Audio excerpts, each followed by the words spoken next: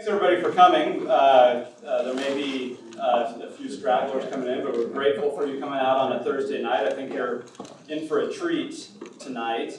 My name is Patrick Mason. I'm the Howard W. Hunter Chair of Mormon Studies here at Claremont Graduate University. And we're thrilled to have you here, and we're really pleased to have events like this. We have a Mormon Studies lecture series in which we try to bring out 2, 3, 4 speakers a year, and so we're really glad to have Tom Simpson as our Mormon Studies lecturer tonight. So let me talk about tonight, and especially to introduce our speaker, Thomas Simpson. And at the outset, I'm grateful for the organizations and people who have sponsored tonight's lecture and our entire series in Mormon Studies lectures. So we're grateful for the School of Arts and Humanities here at the Claremont Graduate University, grateful to the Mormon Studies Council that supports our work. And then tonight we're also grateful to have co-sponsors the John A. Whitsoe Foundation. We have a couple of people from the Whitsoe Foundation, and so we're grateful for their support and in making this possible, and we look forward to lots of collaborations here, traffic notwithstanding, between here and downtown Los Angeles. So. Well, Thomas Simpson here earned his PhD from the University of Virginia in religious studies with a specialization in modern American religious history. For the past 10 years, he has taught religion, ethics, and philosophy at Phillips Exeter Academy in New Hampshire, where he lives on campus with his family and also coaches baseball. So I think this gives him the distinction of being the first baseball coach we've had as a Mormon Studies lecturer here. So congratulations, Tom. So Dr. Simpson also serves as an instructor during the summer for the Global Citizens Youth Summit, which is held in Cambridge, Massachusetts. Simpson is the author of the book, here we go, right here. Available at all fine retailers. Author of the book American Universities and the Birth of Modern Mormonism, 1867 to 1940, which was published last year by the University of North Carolina Press, and which won the Mormon History Association's Best Book Award this year in 2017. In addition to his Mormon history scholarship, Tom also writes creative nonfiction about post-war Bosnia and Herzegovina, and which is connected to some of his previous work experience directing an international travel program that looks at the intersections of religion, conflict, and peace building. So he's a man of many talents and many interests, and we're thrilled to have him here tonight. So tonight he's going to talk about the subject of his book, about American universities and the birth of modern Mormonism, and we're very grateful to have Tom here on the other coast. And so please join me in welcoming Tom Simpson.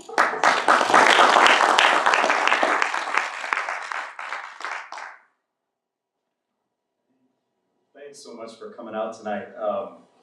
That's, I think, a perfect introduction. The video for what is such an exciting project and prospect related to global Mormon studies at Claremont, I think is in some ways revealing about where this story brings us into the present. So you can see maybe if you can pass your eye test. You can see that my periodization is 1867 to 1940, and I'm focusing on what I think is a crucial period in Mormon Americanization. So my periodization and my thesis and my argument have a lot to do with decades of scholarly research and debate about Mormon Americanization and the migration of Mormons from the margins to the mainstream of American life. Can you all hear me okay? Mm-hmm. Great.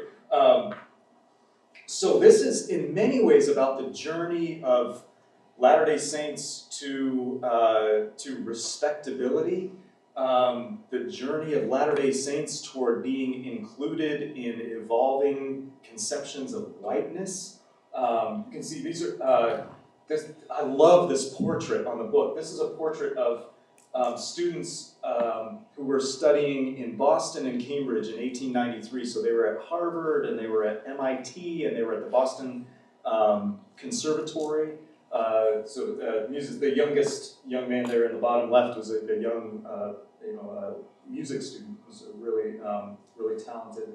But just, you can see that there's an image of respectability. They're really polished, they're really striking, the men are largely very clean shaven. This is not the hirsute Brigham Young, you know, with the long beard, and you know, this is a new generation, and my fundamental perspective is a generational perspective, saying it's these students who figured out that they could be both devoutly Mormon and loyal Americans at the same time, and I think their experience in the American university was transformative for them and transformative for Mormonism as a whole. So I started out, I came at this a couple of different ways. There's a little bit of family heritage in play here. I'm a non-Mormon, I'm a practicing Protestant, but on my dad's side of the family, there's a lot of LDS history. And so my dad was raised in the church, and went to BYU from 1960 to 1966. Was dedicated completely to the life of the mind, had wonderful professors at BYU, but in the kind of cultural maelstrom and crucible of the 1960s, he started to distance himself from the church. It had something to do with the issues of racism at the time. It had something to do with the cultural politics at BYU at the time.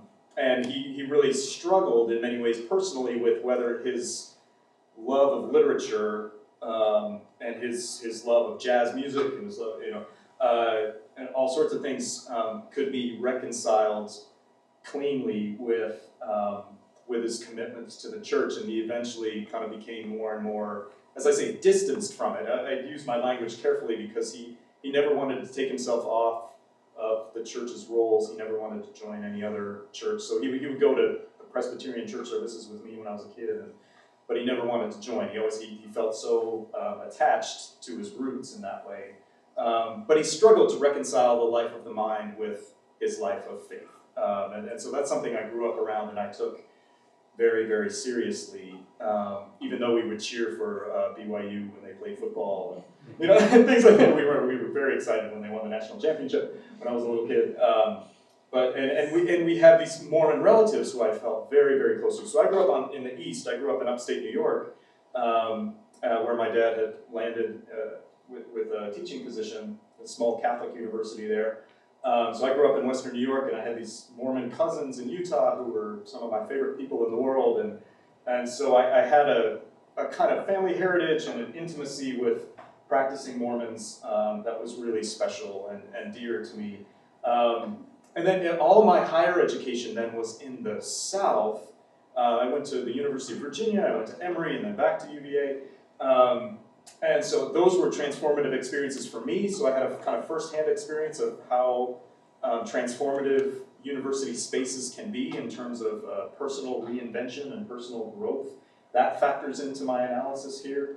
But also spending all that time in the South, I was introduced to anti-Mormon sentiment in a new way, something that Patrick's an expert on. But I was hearing for the first time people talking about Mormonism as a cult, you know, and as an illegitimate kind of offshoot of Orthodox Christianity or mainstream Christianity, and I heard these kind of new polemics and diatribes that I was unfamiliar with, and I took that personally, I took that to heart, and I wanted to know more about where some of this tension came from.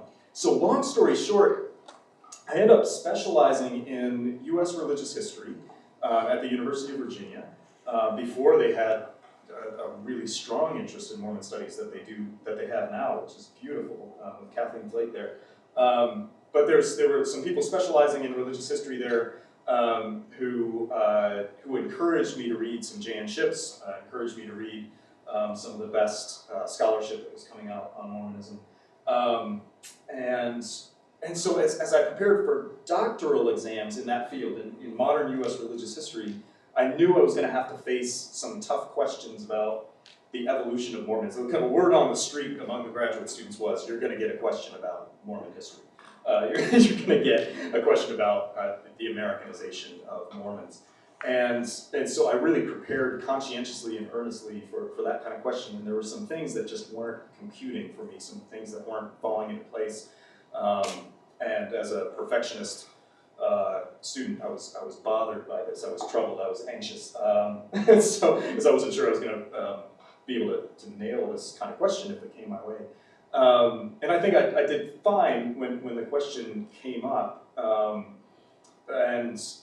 You know, I was rehearsing some of the familiar arguments maybe that you know about. There's the lovely line from Klaus Hansen that says that Mormons out-Jacksoned the Jacksonians, right? You know, they had this theology for ordinary people that promised great rewards, maybe not so much in this life, but definitely in the life to come. There was this promise that that ordinary people could achieve the greatest of exaltations and the greatest of blessings and rewards. But I still couldn't, what I couldn't make sense of, and what launched me in this direction was I couldn't understand how, after so much costly and principled resistance to federal authority, especially in the 1870s and the 1880s, I couldn't understand how Mormons seemed to become almost hyper-patriotic overnight. And it was a question that I had studied with really good Southern historians, really good Civil War historians, who were asking the same questions about Southerners, saying Southern patriotism still eludes easy explanation. There aren't simple ways to explain how patriotic Southerners become. And I thought the same is true for Latter-day Saints. For all of the ridicule and all that. Martin Marty, for instance, says that Mormons were the most despised large group in American culture in the late 19th century. I think African Americans could make a very strong counter-argument to that claim, but I think an undeniable counter-argument to that claim. But it's still, it holds that Mormons were, as you know, were viciously ridiculed and demonized in popular culture and in politics. So it didn't make sense to me that that Mormon patriotism would emerge in a way that felt sudden to me. And so where I started looking, I don't know if you've seen this before, but Davis Benton decades ago published this beautiful, massive guide to Mormon diaries and autobiographies, and we had that in the stacks at UVA. And I started leafing through. I was looking for Mormons' responses to Wilford Woodruff's manifesto in 1890, saying we need to have a truce with the federal government. We need to stop contracting plural marriages for the temporal well-being of the church. We need to kind of wave a white flag. And I wanted to know what Mormons who had been willing to go to jail, who had been willing to go into exile, you know, what they thought. They were committed to the principle, and they were willing to resist federal authority, willing to evade prosecution. And I thought, how did this sit with people? I didn't find as much as I hoped to. I didn't find as much evidence in Benton's guide to Mormon diaries and autobiographies from that time of how people were reacting to this proclamation. But what I did start finding was evidence of an academic migration. Mormons leaving the Mormon culture region, leaving Utah, leaving Idaho, to go attend universities in the Midwest, in the East. So that as early as the 1870s, Mormons are going to the University of Michigan, they're going to Cornell, they're going to Columbia, sometimes to the military academies as well. By the 1890s, they're going to Stanford, to Harvard, University of Chicago. So the finest new research universities. But I was especially interested in the pre-manifesto, pre-1890 academic migration. It really puzzled me. I wondered what is going on. Why, you know, because I thought this is the time when Mormons are besieged. They're in a kind of mode of survival and resistance. Higher education seems like a luxury that would be difficult to afford. So what was the rationale? What was the motivation? Why were people going? And there's a strong mentality, as you know, at this time of of the world outside the Mormon cultural region being, and the United States itself being Babylon, right? It's foreign terrain, it's enemy turf. And so I'm wondering, what's the logic here? What's the rationale? So I started diving in, and really supportive people like David Whitaker in the special collections at BYU started saying you're on to something. It's not just the people we've heard of, like John A. Whitsoe and James Talmadge. They're the most prominent and well-known representatives of this academic migration, but there are people earlier, there are women earlier, that I kept finding in the 1870s. So I was wondering what's going on here. And so in short, what I found, and what I argue in the book, is that the experience of these students was transformative. It was like pilgrimage. I end up saying in some of my talks about this topic that it took me some time to start teaching and start getting outside of Mormon studies a little bit to get some perspective on, I think, how important these experiences were. And so I started studying some other religious movements that had strains of separatism, strains of resistance to the larger United States. And I started studying the Nation of Islam, for instance, started studying Malcolm X and Elijah Muhammad. And I realized that there was something here that's like, this journey to the American University for Latter-day Saints is like Malcolm X's journey, his pilgrimage to Mecca. That it's a way of seeing a kind of, and experiencing and inhabiting an alternate reality outside of one's home culture that allows for new kinds of reconciliations and new kinds of worldviews and new kinds of mentalities to emerge. And so what I argue essentially in this book is that at the time when a real mentality and ideology of separatism could have taken hold, that Babylon, that mentality that the outside world is Babylon, the outside world is enemy turf, could have taken hold in the 1870s and 1880s. I think it's these students who figure out a new way of imagining how to be devoutly Mormon and loyal as a US citizen. That's the fundamental, and that's what I mean by modern Mormonism in this case. And we could have an interesting discussion about what we mean by modern Mormonism. To me, some people would place it much later, maybe in the 20th century, say when Mormonism becomes more sufficient, more international, more diverse. I'm using modern in the sense here of a Mormonism that is at home in the United States. I think, sort of at home in its Mormonness and at home in the United States as well. You can be both and. And I say this makes for interesting comparative analysis with American Catholics, with American Jews, with African Americans. But by what means and through what channels does the outsider group enjoy access to success, to opportunity, if at all. And so that's my fundamental argument here. So let me read you a little passage from early on that I think captures, in some ways, the heart of the argument here. So this is from the beginning of chapter 2, which is called The Death of Mormon Separatism in American Universities from 1877 to 1896. So this is right after Brigham Young has died. Brigham Young authorized the first academic migrations, but he wanted them to serve an essentially pragmatic purpose. He wanted a handful of young Mormons, including some of his own children, to get training in law, in medicine, in engineering, and then just kind of go into Babylon, have your brief sojourn in Babylon, get practical expertise, acquire that practical expertise, and then bring it back for our use in building the kingdom so that we can actually be less dependent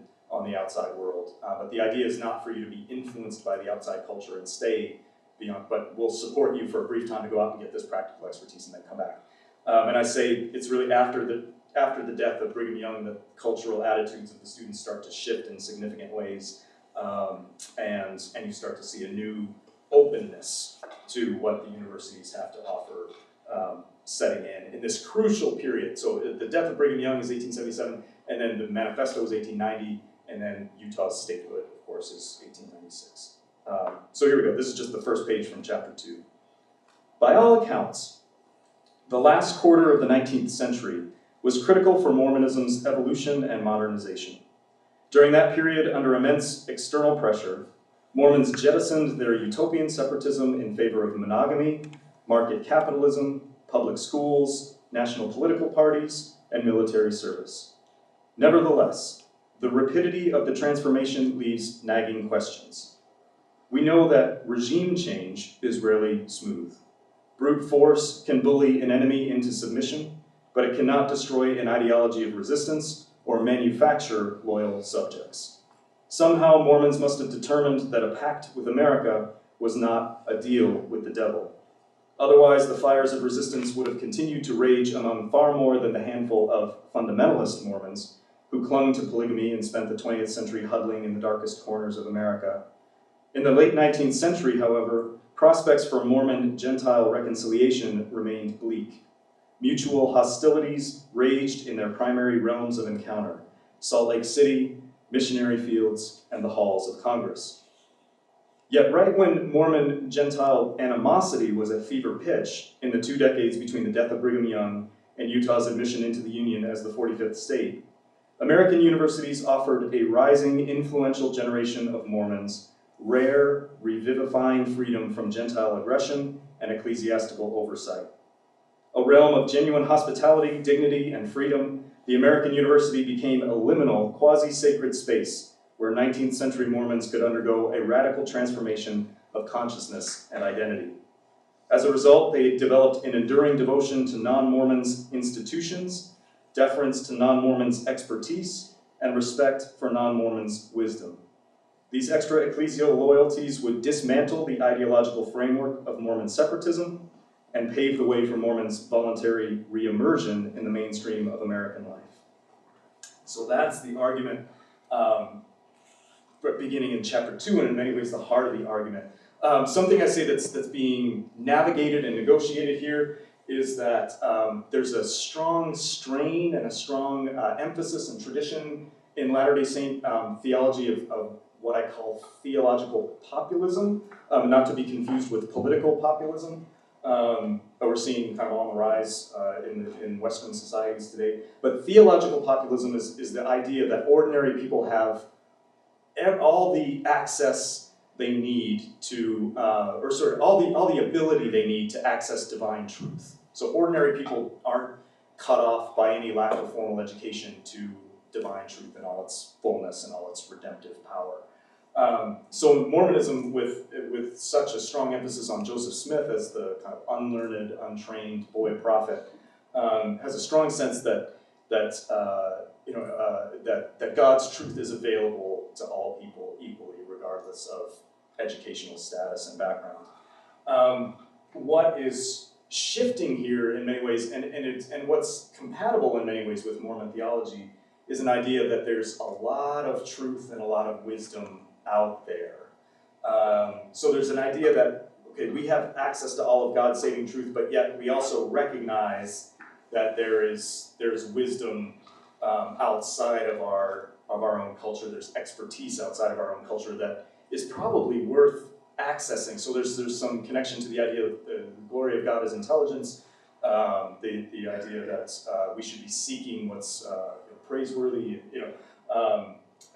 We should be bringing this back to Zion. There's also a confidence that all truth is one, all truth is from God, and there's no danger. Brigham Young and some of the early women seeking medical training in the 1870s say there's no danger in becoming too wise, there's no danger in seeking the truth. So there's a kind of optimism at first about seeking education abroad. They called it education abroad, they called it studying abroad, when it was kind of 19th century parlance, to say if you're leaving your home region, you're studying abroad.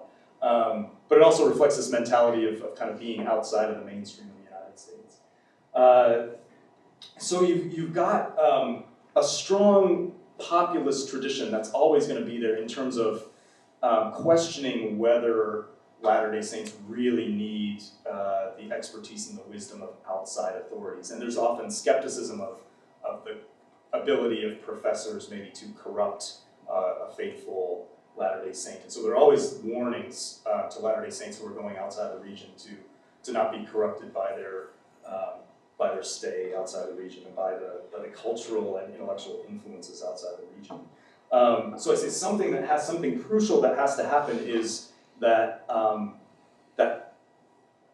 some of these students, some of these young scholars have to make an argument for taking advantage of all of the resources and expertise that are out there. And somebody who I think is absolutely pivotal in this is a woman named Romania Pratt. There she is. She goes to the Women's Medical College of Philadelphia in the 1870s and gets an MD. And she, right after the death of Brigham Young, she is making an argument that, so Brigham Young, in terms of medicine, he was authorizing people to go and study surgery, but he was saying, he was trying to reconcile some of the divine revelations about healing with modern science, and he was trying to err a little bit on the side of staying with traditional methods of healing, and he withheld some of his approval of professionalized medicine for that reason. And Romania Pratt made a remarkably strong argument in 1877, right after Brigham Young died, for why Mormons should take advantage of the best available education in professionalized medicine. So let me just read you a little excerpt. This is a story that's especially close to my heart because they're just, I think some of the most positive response to this book has centered around her and her story being kind of resurrected and restored to what I see as its rightful place in the center of Mormon thought and the center of Mormon intellectual history. So I think there's a story about women in the 1870s, the 1880s, the 1890s here, that I think for any narrative of Mormon thought and Mormon intellectual history, I think these women need to be front and center, and here's why.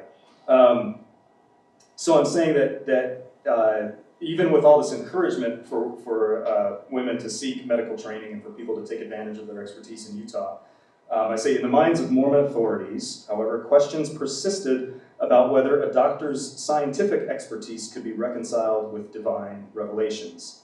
Romania Pratt knew it, so in 1879, confident that her fellow saints considered her exemplary, she boldly offered Mormons an anti-populist rationale for professional training in medicine.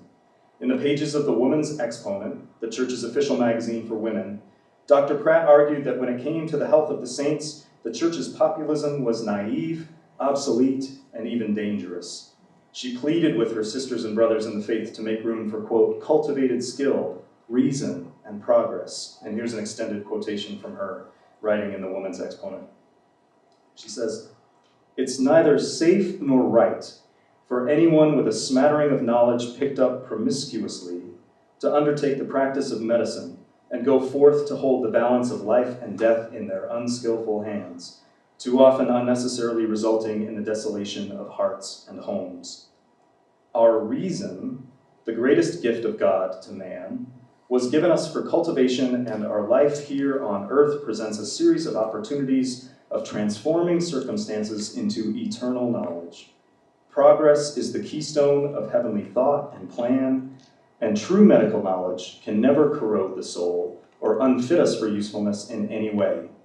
It is said in Holy Writ that faith without works is dead, and it is a matter of correct observation that good, intelligent, common sense work is very frequently a most excellent subordinate to faith." And then I say, this is one of my favorite sentences in the book.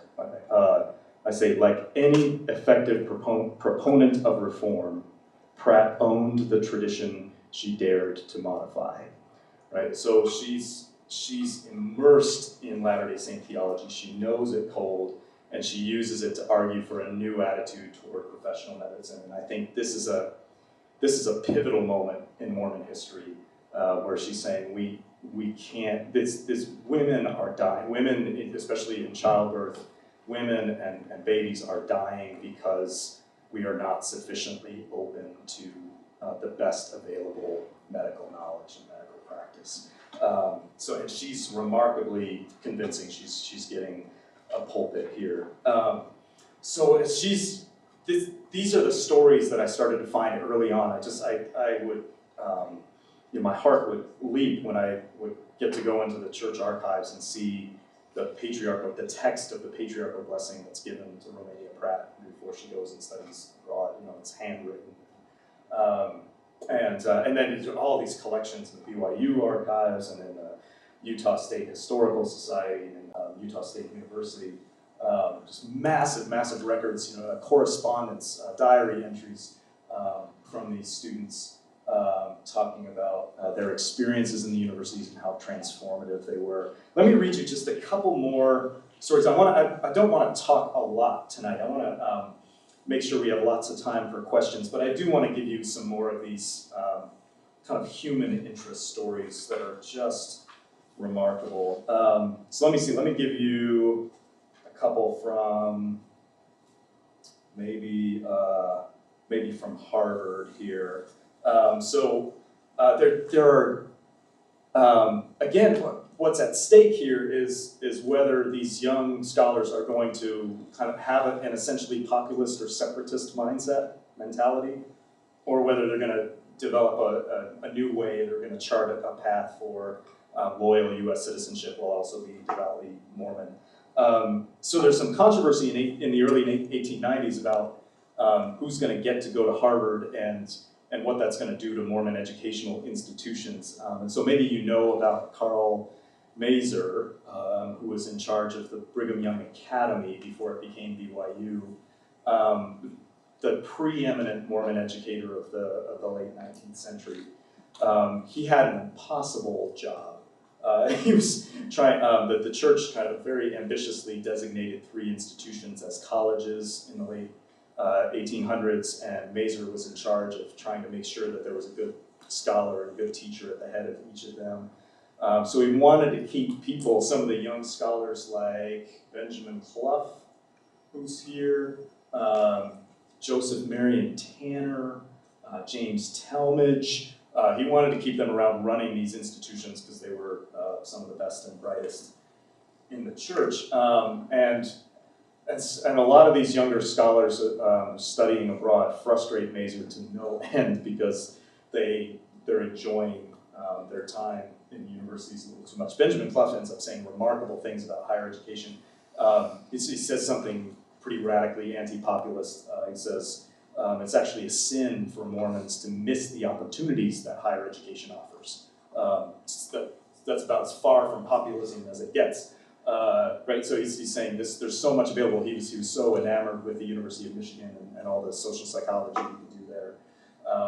And he was touring educational institutions all over the United States and Canada.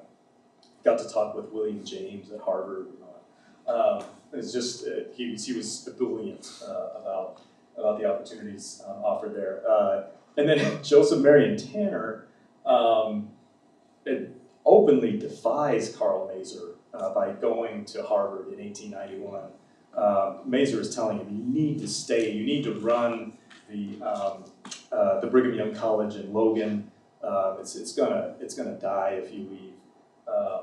And it holds on for a while, but it eventually it can't really compete with the agricultural college in Utah that becomes Utah State. But he's saying, he's begging, he's basically ordering Tanner to stay, and Tanner goes off and goes to law school at Harvard.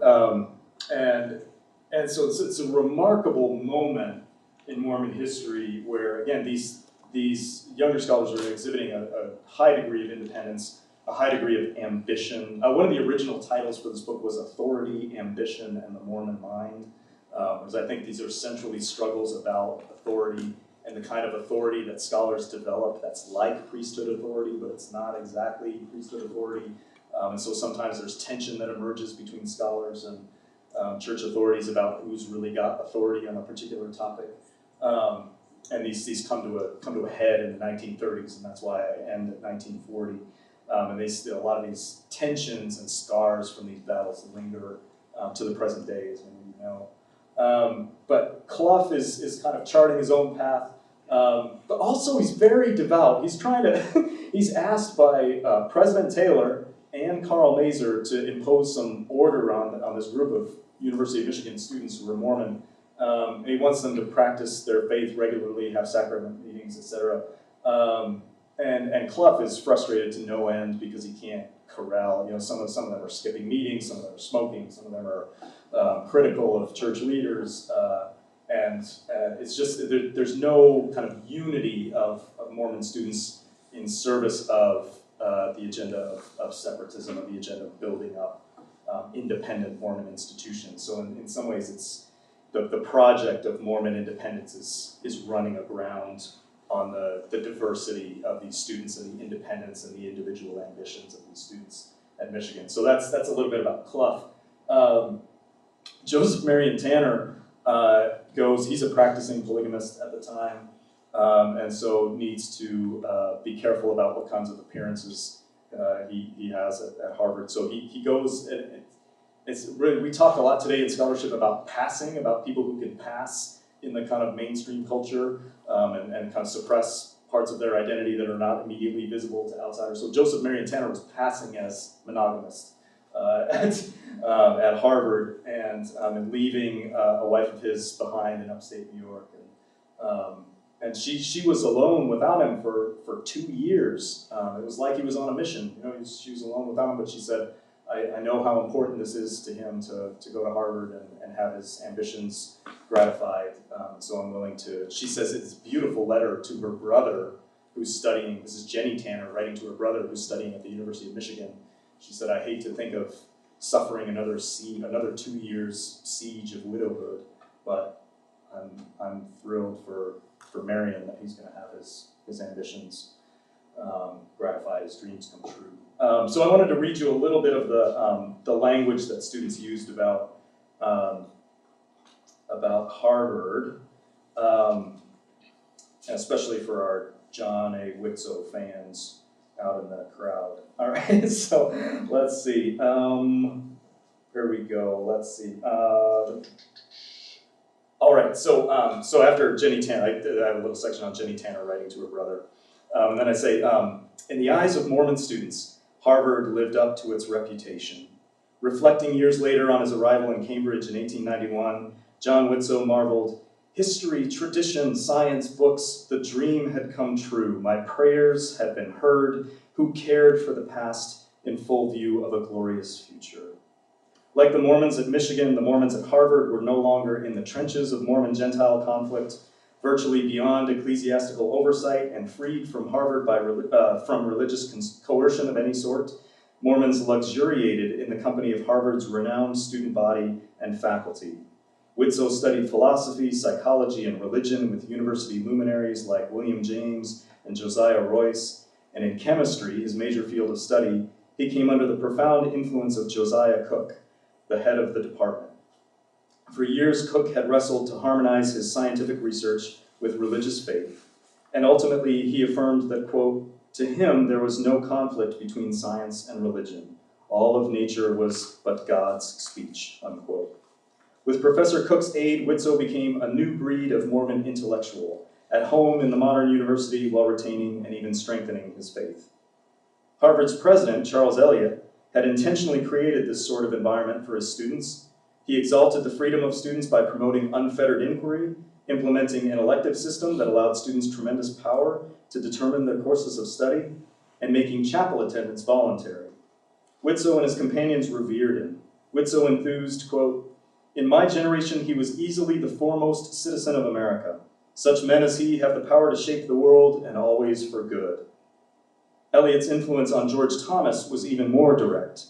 This is George Thomas from Utah, who's one of this cohort that originally goes to Harvard in the early 1890s.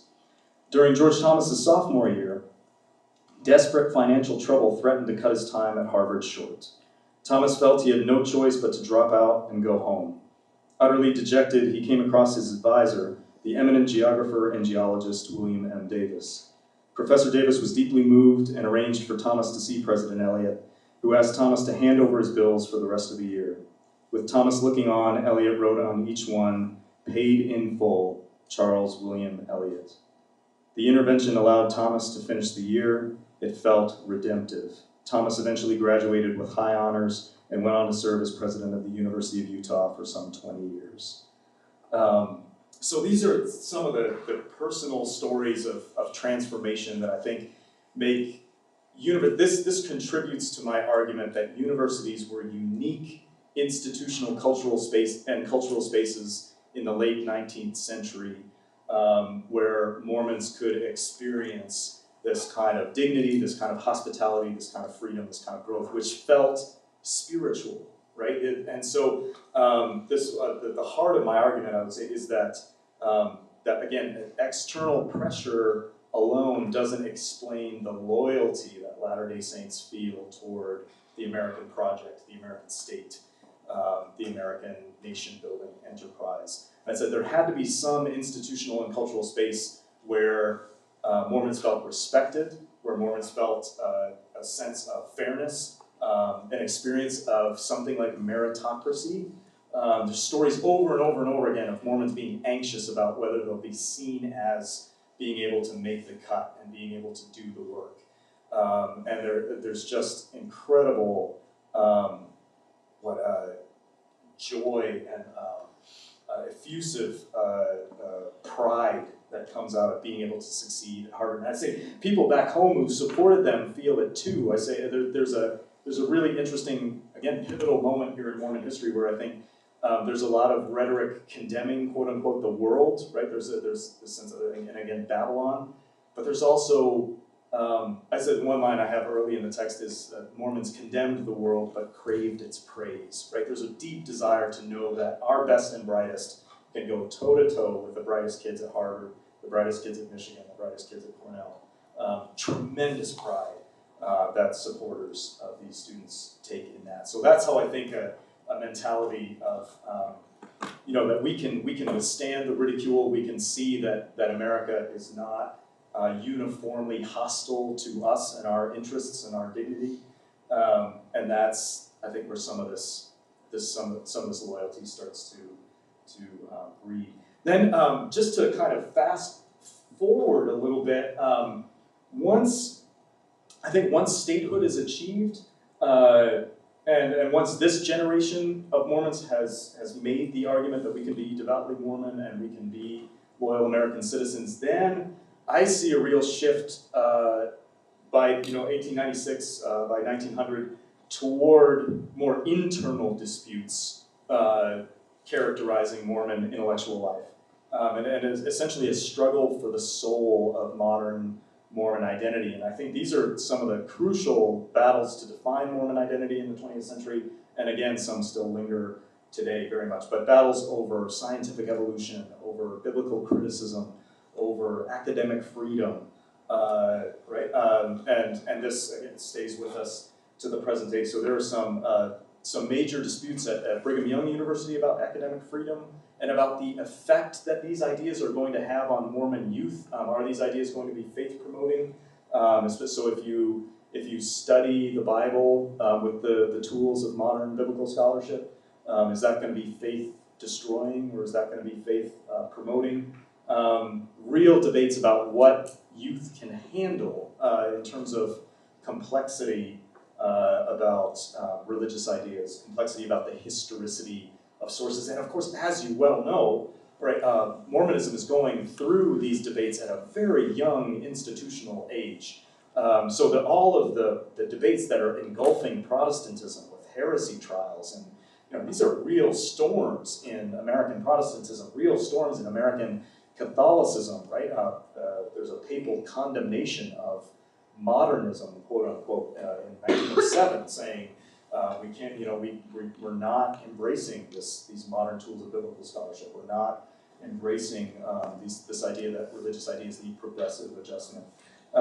So there's a lot for church authorities to absorb.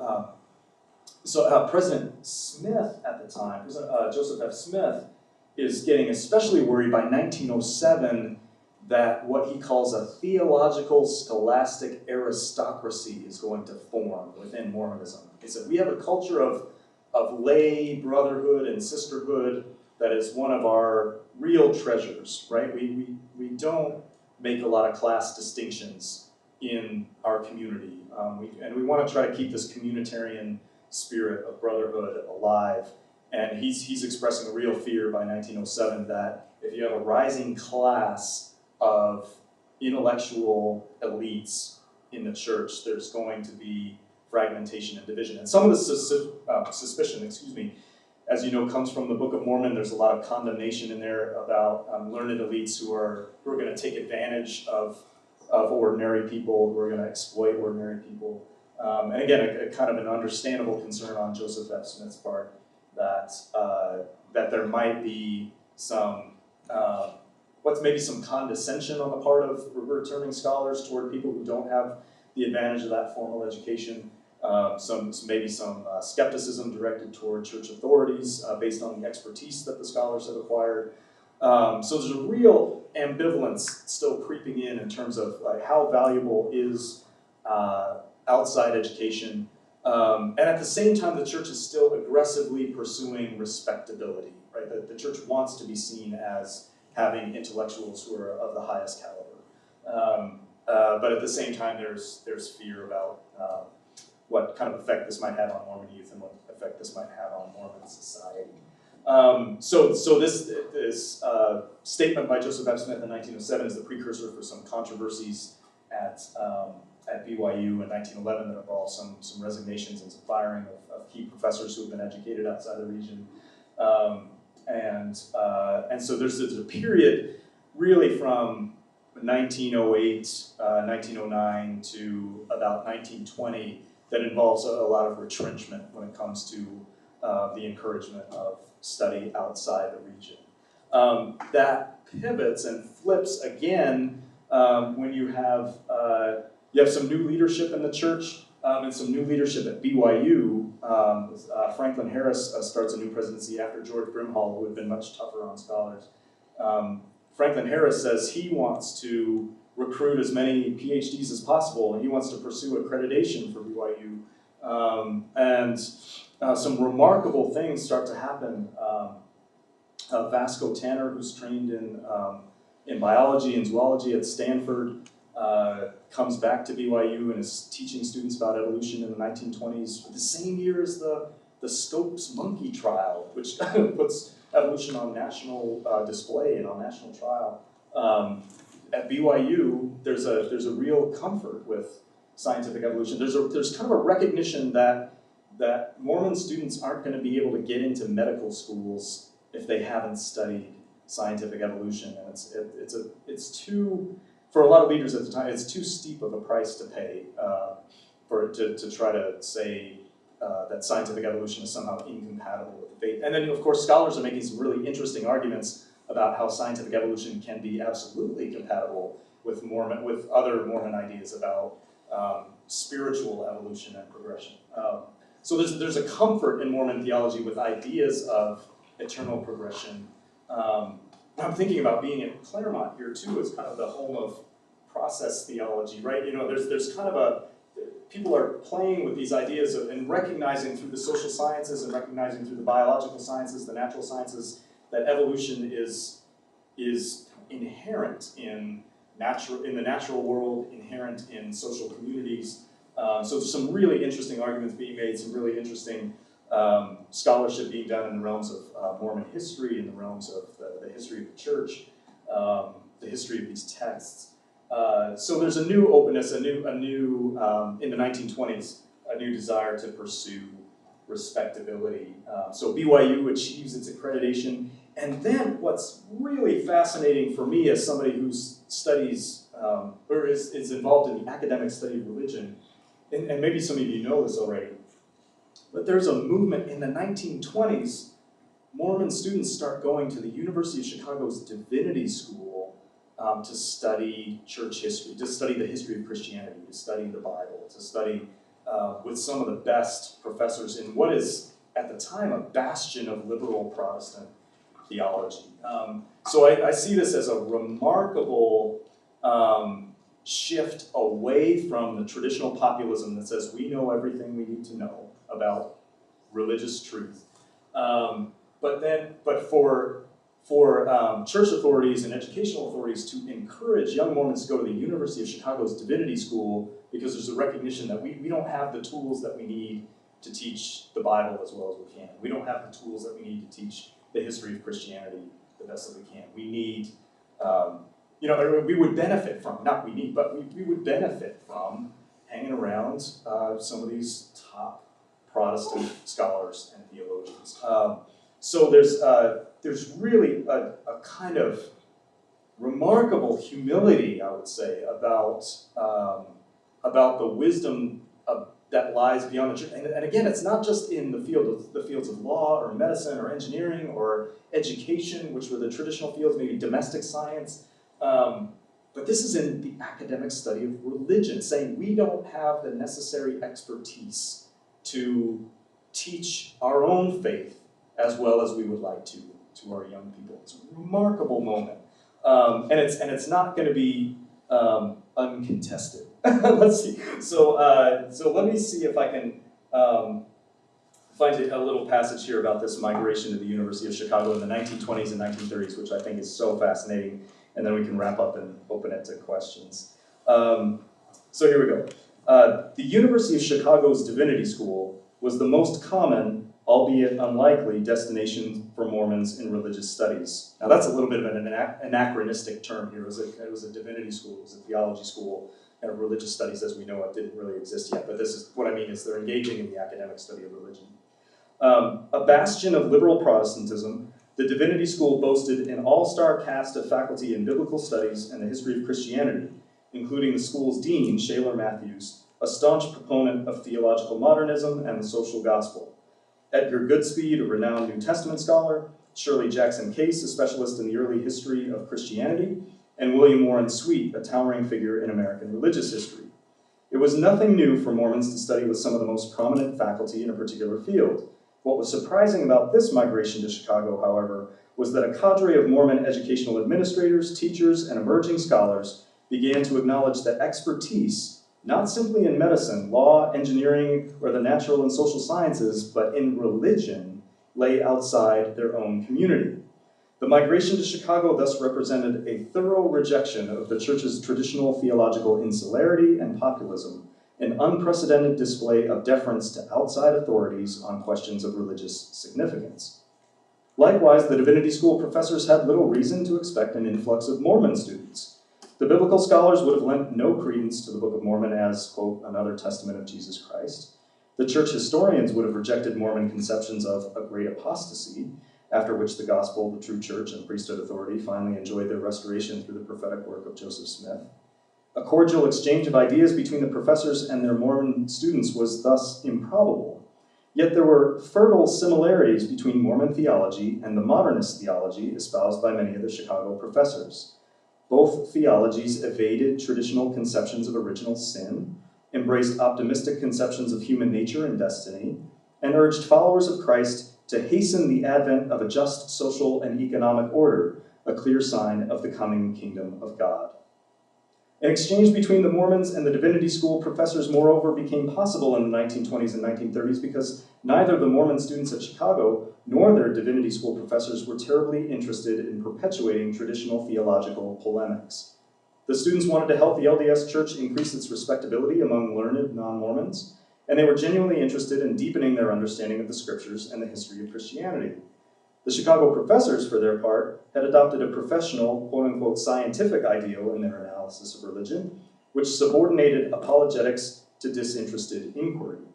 Decades before ecumenical and interfaith dialogues became common, something of a theological disarmament on both sides allowed 11 Mormons to earn advanced degrees from the Divinity School from 1926 to 1942. All but 2 earned the PhD. Mormons in Utah soon felt the effects of the new academic migration. At the annual summer gathering of LDS seminary teachers in 1929, Sidney Sperry, who was working toward his PhD at the University of Chicago, offered specialized instruction in the Old Testament that reflected his new expertise.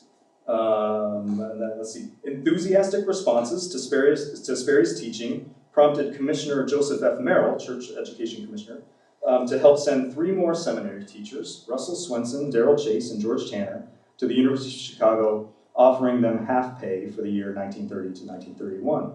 Merrill was especially interested in preparing directors for the new LDS institutes, right, these Mormon centers of learning and cultural life that were attached to a lot of the universities in the West. And according to Swenson, Merrill tried to ensure a return on his investment by telling the departing teachers that reemployment in the church school system would depend on our our faith and our continued loyalty to the church.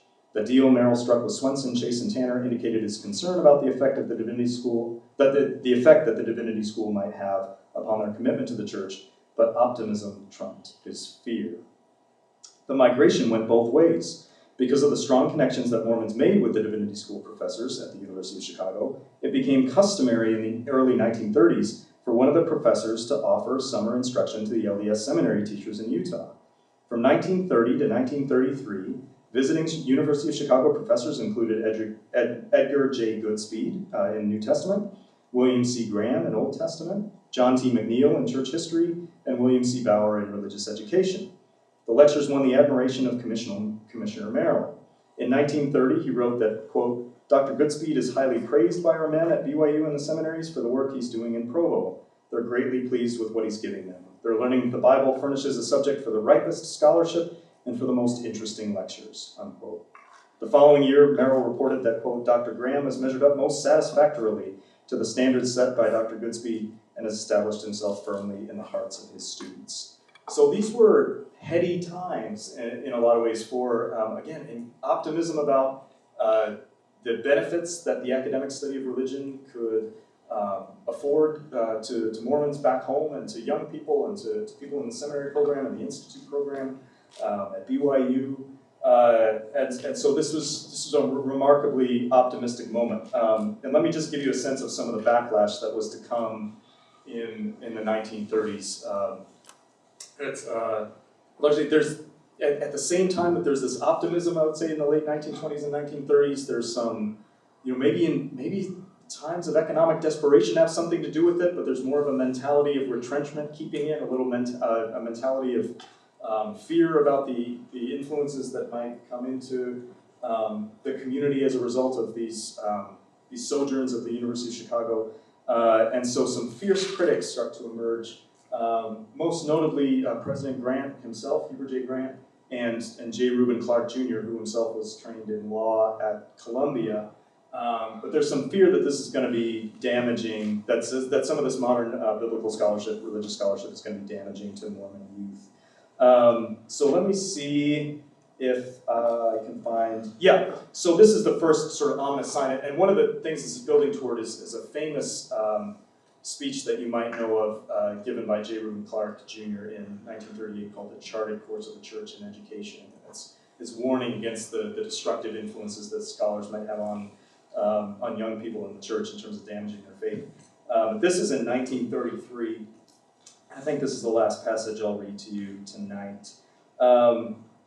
So here's some of the storminess of the rebuke and the response to some of this optimism about seeking the academic study of religion outside the region.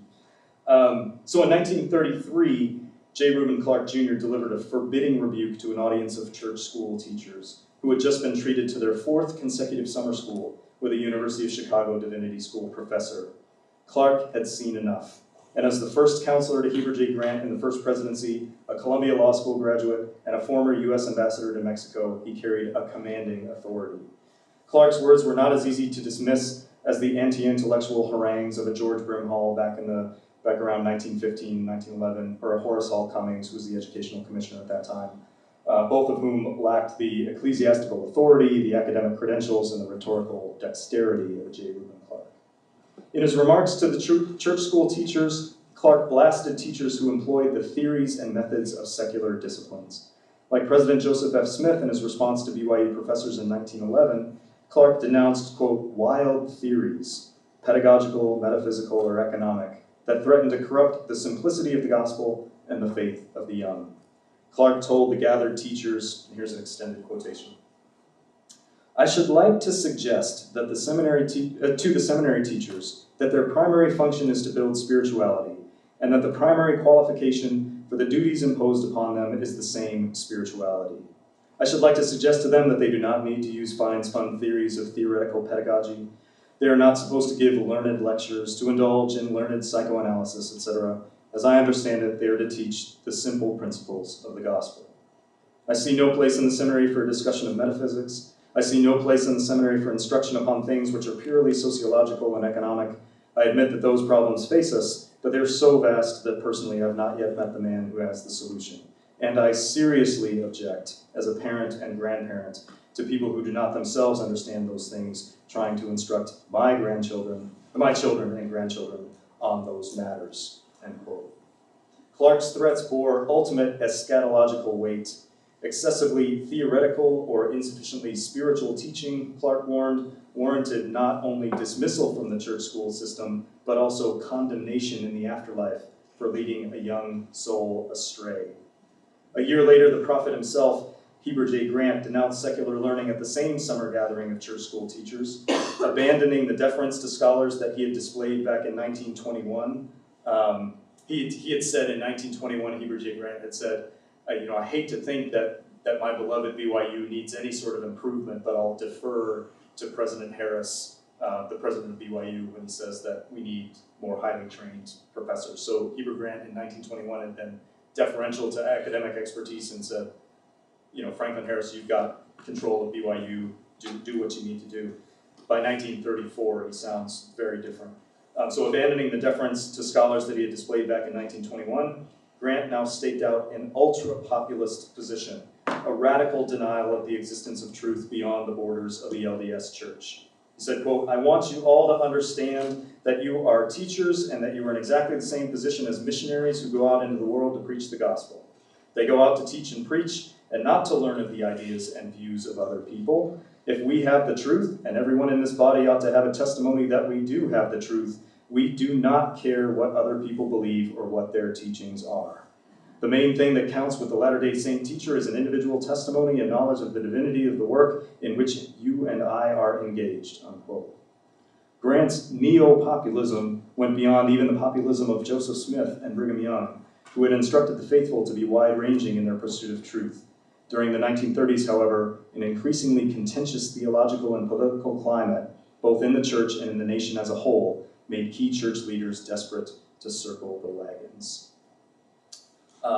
So let me end there. I think that ends on a little bit of an ominous note. I go on to say that, as probably many of you know, the other member of the First Presidency, who's not been mentioned, is David O. McKay at the time. And David O. McKay encouraged scholars in really meaningful ways. And so I think for people like John A. Whitsoe and Lowell Bennion, they took real comfort in the encouragement of a David O. McKay and knowing that, I think that helped them relativize J. Reuben Clarke's harsh condemnations of scholars a little bit, but Clarke's condemnation of scholars had a strong chilling effect, and that's kind of lingering in many ways to this day in terms of how much influence his charted course of the church and education has.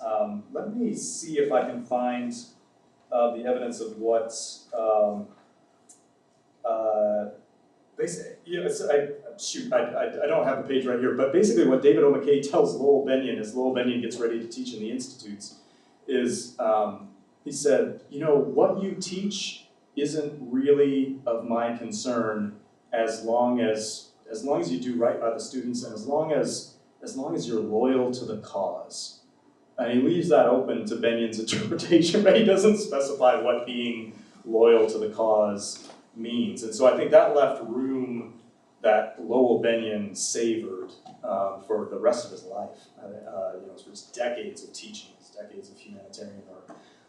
But that freedom to say that my interpretation of what it means to be the best Mormon educator I can be and the best Mormon scholar I can be, if I've got that kind of freedom and that kind of support from a David O. McKay, then I can make this work. I can maintain my scholarship. But why don't I stop there and open things up to you all for questions? Can we do that? Yeah. Thanks so much. Thank you. Let's get Romania back up there. Benjamin Clough died in disgrace. Poor guy. He just, he went on this ill-fated expedition to Central and South America to try to prove the historicity of the Book of Mormon. It was a complete disaster.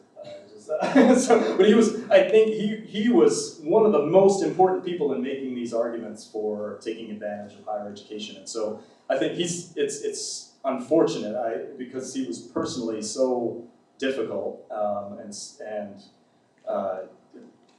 he really bugged people.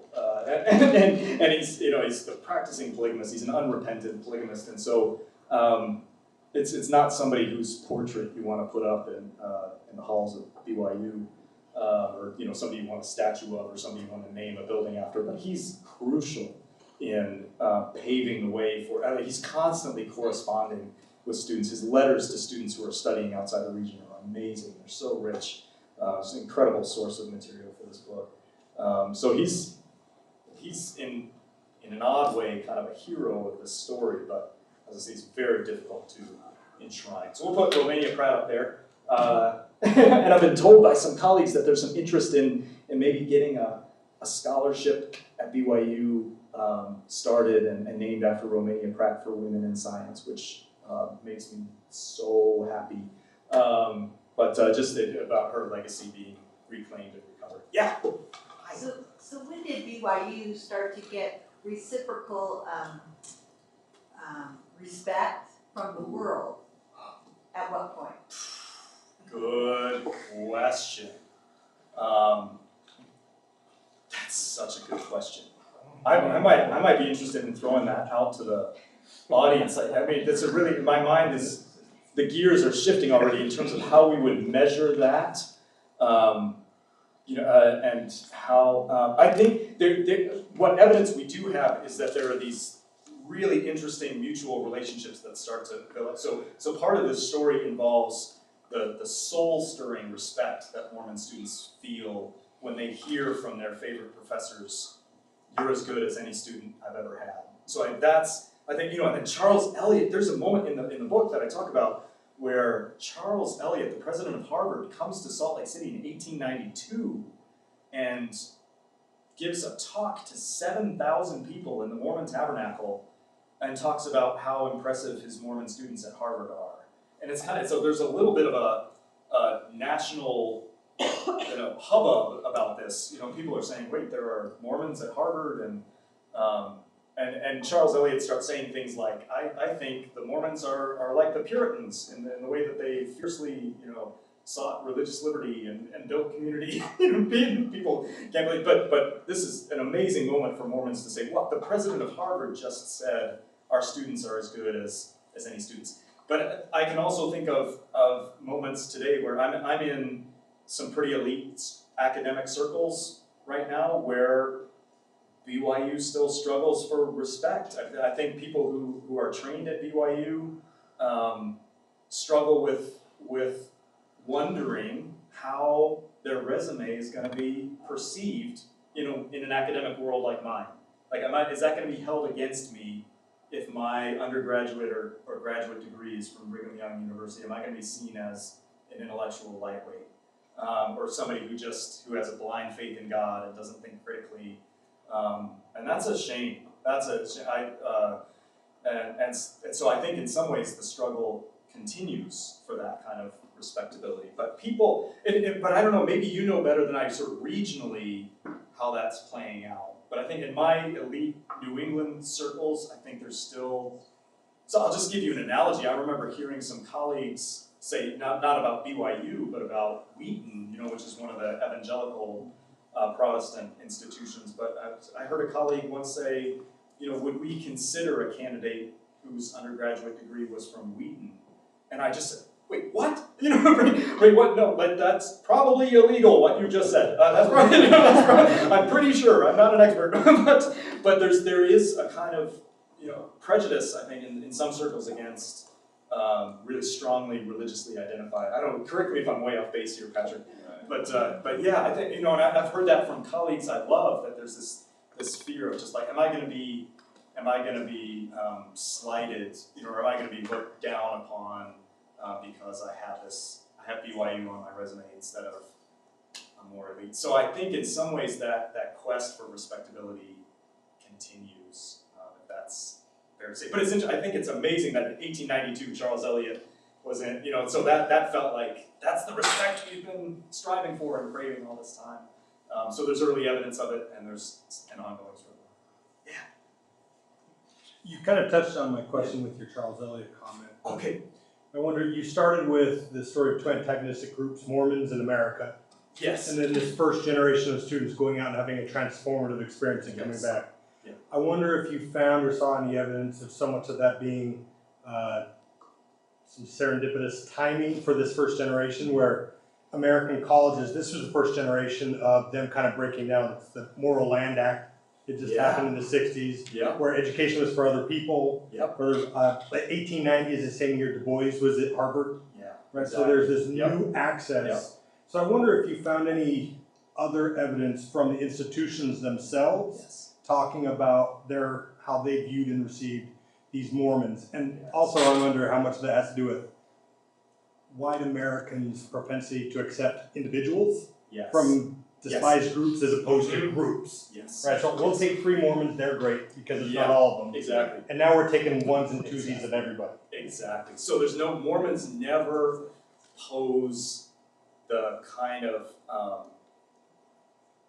from a Protestant establishment point of view, Mormons never pose the threat that that Jews do, for instance, in terms of their participation in higher education. So right by the early 20th century, you have quotas, right? And now that we talk about it now in institutions today with Asian Americans, you know, people are saying, wait, we've got too many of this group in this, you know, we've got to, right? So Mormons never present that kind of threat. So I think you're exactly right that that Mormons were a gift, I think, to these modernizing universities in the sense that they said we want to be more diverse and inclusive than we have been before.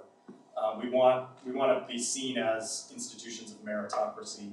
We want to be more accessible to people who don't have as much money, and that's what Mormons really feel that new access and that new respect. So there's not a whole lot of evidence that the major university presidents at the time were thinking explicitly about including Mormons as part of their broader inclusion. What they were thinking about was the universities have a power to be part of a constructive nation-building project after the Civil War. So that's where the timing really is fortuitous. It's after the Civil War, so some of the leading thinkers in the United States are thinking about how can we rebuild national community, how can with the institutions that we govern. How can we avoid, you know, they were constantly afraid of a kind of ethnic balkanization in the United States with immigration coming in waves and things. So they're saying, how can we build a kind of class of experts? How can we build a stronger nation, a more cohesive nation?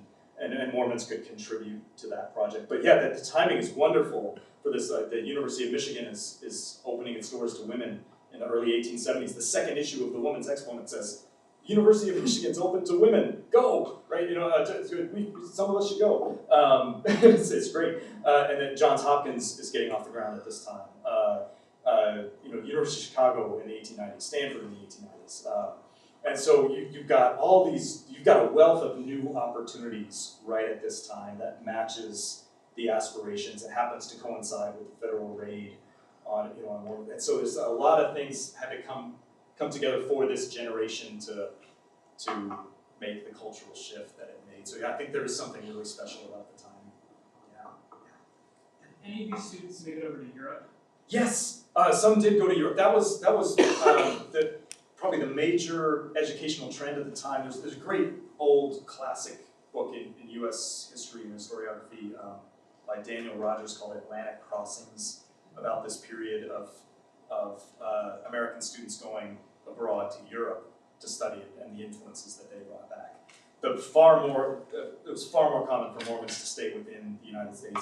But some of them go, so Witzel goes over to Germany for his graduate work to Göttingen, and then there's a cadre of students that I write about in the dissertation form of this book, but then I ended up really focusing on American universities exclusively here. But a cadre of students who go to the art schools of Paris to get trained to contribute to temple art.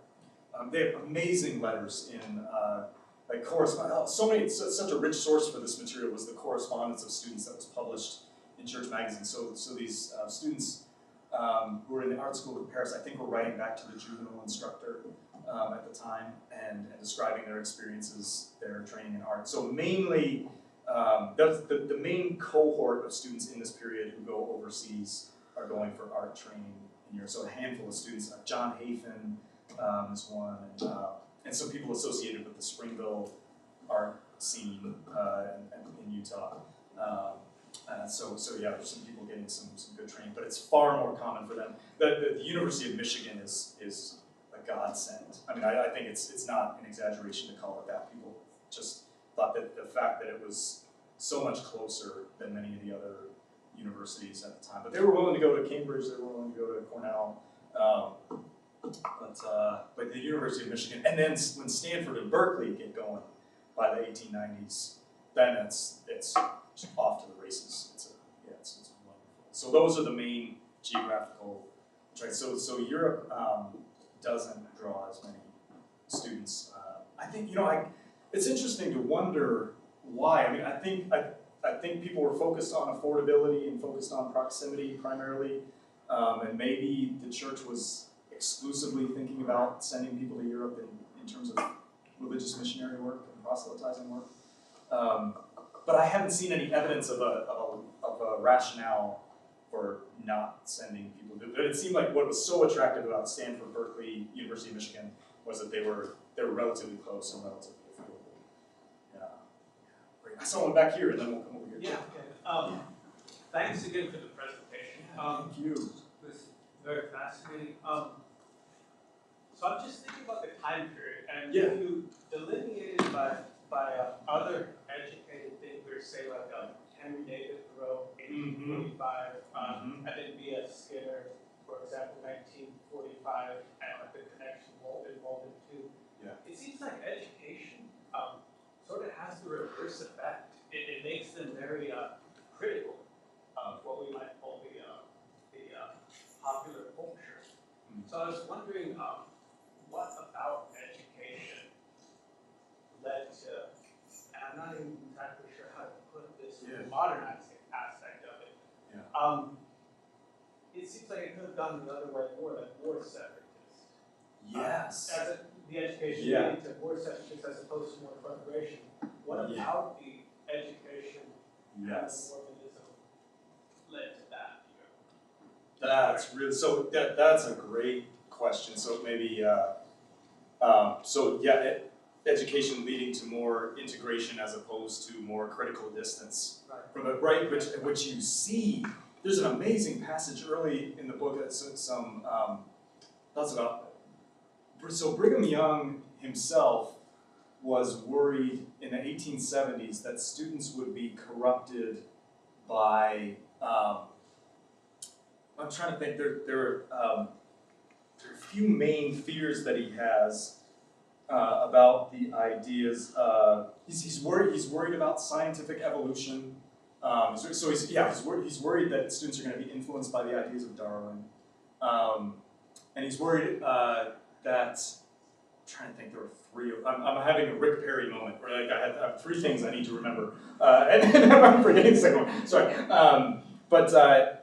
So it's kind of familiar Mormon fears about the corrupting influence of higher education. But the third one is his fear that they're going to be indoctrinated by capitalist ideology, and he's really afraid. He said, I don't want you to be indoctrinated in a way that's going to poison the communitarian ethic of our people and the kind of socialistic, basically, mindset that we have about community.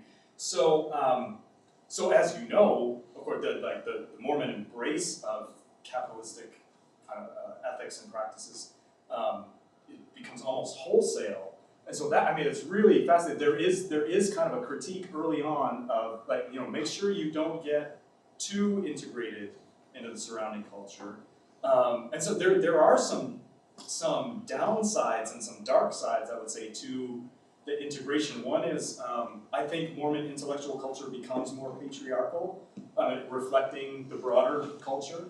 I think, again, women get kind of sidelined in important ways, there's kind of a new reverence for the male scholar, the male expert, the male PhD scientist, as somebody who embodies wisdom, and just women get kind of sidelined in that game. So I think there's more comfort with capitalism, there's more comfort with patriarchy in some ways. I'm not going to romanticize 19th century Mormonism when it comes to feminism and patriarchy, but there's a new comfort with scholarly patriarchy and I think male expertise. There's a dangerous and disturbing comfort with eugenics that starts to creep in. Again, because Mormons are playing the game at the highest level now with the scientists who are flirting with eugenics and even some of the scientists who are admired by Hitler, right? Hitler's looking to the U.S. for policy related to sterilization and looking, and some of the Mormon scientists in the early 20th century are being caught up in this and didn't have always critical distance from that, because I think partly because they wanted respectability so badly, and so the people they were hanging out with and admiring weren't asking the critical questions about eugenics, weren't asking the critical questions about racism, weren't asking the critical questions about this patriarchal norm in academic sciences. So I think the quest for respectability was so strong, and there's a kind of exhaustion in some ways with fighting outside forces. I think that this new generation, again, sees a lot to like in American culture. There's a grad student at University of Utah who's studying the influence of popular culture at this time on ordinary Mormons, and she's saying that there a lot of Mormons just really liked the popular fiction that was out at the time. They were reading it a lot, and so and things about the musical culture and the theater culture, I think that people really, really like. So I think some of that, for various reasons, and you can see I'm thinking about this on the fly and would like to think about it more, but I think for assorted reasons, there's not as much momentum and not as much energy for a separatist project as you go into 20th, and there's still tremendous pressure. I think the Reed-Smoot hearings play a big role in this in 1904, right? There's so much ongoing pressure to show that Mormons are loyal. That I think that it's mostly the troublemakers who are continuing to practice polygamy and things like that who want to be separatists still. And so I think separatism has become. I'm thinking about the teenagers I work with. I think separatism has become profoundly uncool by this point. I think it's not. I think I think the image of separatism that a lot of Mormons have in the early 20th century is of these unrepentant polygamists who are making the church look bad. I don't know if I keep thinking about that. It's such a great question. Such a great question. Yeah. Let's do one more question. Okay, great. Okay. Yeah. Can you talk more about women and kind of that shift? Because I think it is really interesting how from when we're going and then being professional, it wasn't just education and then go back and help at home, because that's kind of the discourse now still, which is like education. It's not ideal for you to work. So when did that shift happen? And I guess either internally or externally. Yeah, I see the shift happening at the turn of the century with the fields of teacher training and domestic science become the main fields that women go into, and but there's again there is some real creativity and some momentum happening around Amy Brown Lyman and her work in social work and the professionalization of social work, and it informs the way that Relief Society takes shape in a modern way. But as I say, I think there's something still that's kind of strange to me and eludes a full explanation about why women so dramatically disappear from the main magazine in terms of engaging with the main. So when you look at these big cultural storms that are brewing in Mormonism about academic freedom and about biblical criticism and about scientific evolution, the women's voices are basically not there. And I think the professionalization of domestic science and teacher training reinforce or even inscribe in a new way a kind of spheres mentality for the genders. Like your work, even if it's professional, your work is with the family and in the home. And it's not, and it's kind of a luxury to participate in intellectual debate. But I mean, these are really big cultural moments and struggles at BYU in 1911, and and huge debates about what the proper way to teach and educate young children, which all kinds of women should be in the middle of in my mind, should be in the middle of those debates. But there's something about a new sort of aura and posture and swagger of male academic expertise, which again I see all the time in my own New England prep school culture. Like there's still this kind of this worship, I think, which is in many ways a product of the 20th century. But just there's something about the male academic authority, but there are graduate students again at the University of Utah and other places who've really pushed back on this part of my argument and said there's a lot of interesting Mormon thought coming from women in the early 20th century, and there's more to be said about that. There's not as dramatic a silence as I have talked about in this book. So that's encouraging to me. I said that's something I would be thrilled to be wrong about. But it does feel dramatic to me in terms of the sort of the disappearance from the sources of women's voices in shaping intellectual culture.